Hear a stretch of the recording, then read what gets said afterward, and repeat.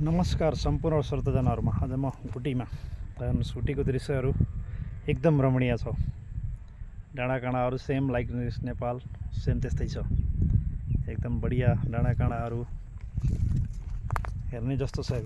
जङ्गलहरू, यो जङ्गलको बिचमै हाम्रो चाहिँ प्रोपर्टी छ। एकदम यहाँको फेमस भनेको एकदमै क्यारेटहरू, carrot, potato, capsicum, types of lettuce, अनि सबै चिज यहीँ हुन्छन्। बिटरुट भयो, बिटरुटलाई एकदम फेमस छ यहाँ। चकुन्दर त्यसको लागि एकदमै फेमस। सबै कुराहरू एकदम राम्रो छ। हेर्नुहोस्, एकदम हेर्ने जस्तो छ।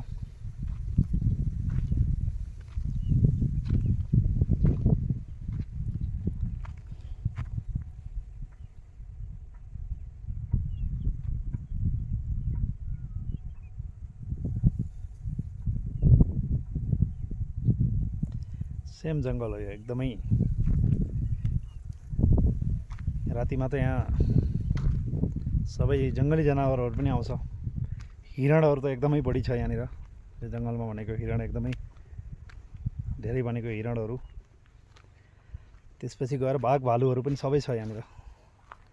बाघ छ, भालु छ, चिताहरू छ, सबै छ यहाँनिर।